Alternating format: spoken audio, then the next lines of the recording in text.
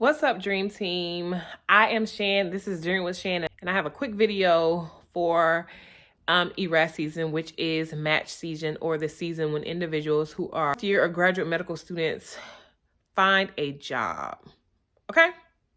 Stay tuned. So I'm coming to you from my sofa, about to fold some clothes, but this is gonna be a quick video on the importance of ranking your programs. Okay, so let's see. A lot of the time when we're in the application process, and I'm not talking about every applicant, but some applicants are cocky. Just gonna put it out there.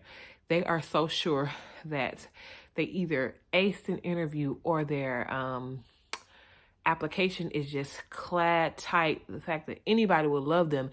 Their scores are great. Their experiences are great. Their letters are great. All this kind of stuff.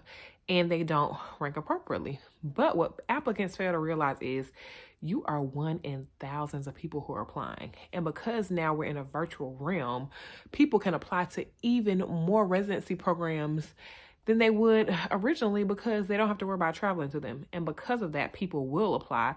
And I'm not saying that people are being greedy, but in a sense, it is kind of greedy when some more competitive applicants can really apply to less programs and still most likely match versus other applicants. But neither here nor there. What I'm saying is sometimes people get so cocky that they feel like they have a particular program in the bag. They rank that program so highly and really just kind of throw the rest of the programs that they're going to consider on the list without ranking them strategically. So I'm going to give you an example how that can backfire on you. And this is a real life example of a friend that I have that is currently experiencing the woes of not properly ranking her programs. So this friend is in a program and they're very unhappy. They feel like there's no support there. Very few minorities. So an area in which they're not really working to improve on. So there's a cultural disconnect,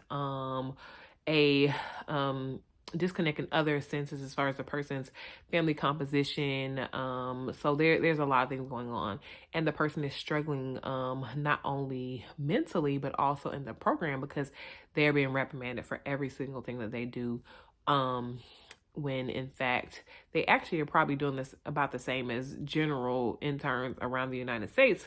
When you first get into residency, it's like, okay, whoa, learning curve, whoa, just a curve in general from being a medical student to a physician, and the things that you just have to kind of like learn as you go. And supportive residency programs understand that, and they allow you to learn as you go, and they provide you with support, etc., etc. Unfortunately, my friend is not having that same type of support where she is. So she is having a situation where she may have to extend residency.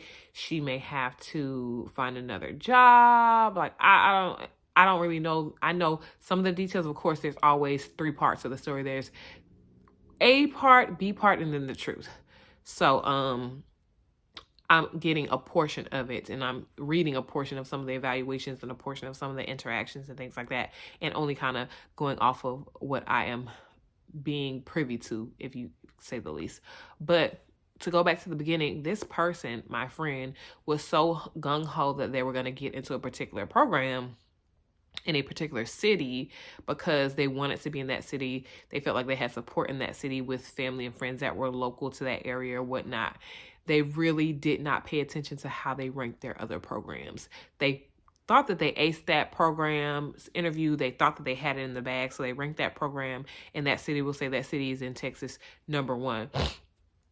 They are not from Texas, and they did, let's say, residency in New York. And they could have ranked their home New York program, but they didn't rank them as high because, again, they were just throwing programs on the list after, their #1 program. And what ended up happening is the person, let's say, ranked 15 programs. They ranked that Texas program #1. They ranked their home New York institution program lower on the list, maybe closer to 15. They really don't even remember because they just threw some programs on there because they weren't really ranking strategically. And they end up getting like their #8 program on their list to match into. So, of course, thank God they matched. But then look at where they end up going.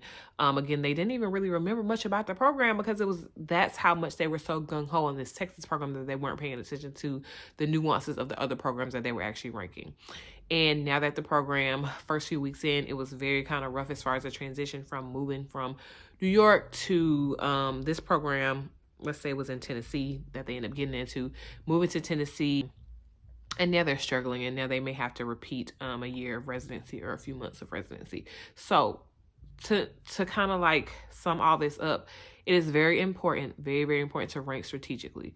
Also, it is very important to rank programs that you would consider going into. So that means that if you feel like you aced a particular interview, cool, do that. But also look at all those other programs that you interviewed at. Think about, would I go to this program? What is the support like at this program? If I struggle, who would I call on? What's the training like? Does this program have a reputation for making certain groups of residents remediate, such as minorities, women, people who are non-traditional, et cetera, et cetera? Look into these things, because you don't have to rank all the programs. You do not have to rank all the programs. So long story short, again, rank appropriately and don't rank all programs if you don't feel like you could go to that program and actually thrive, or at least have support when you are feeling like you're drowning. All right, I'm going to close this out here. I'm Shan. This is Dream with Shan. I am a family medicine intern, and I'm here to kind of share with you guidance along the way, whether you're a medical student, pre-med student, non-traditional student in healthcare or any other field, to kind of give you advice. All right, people.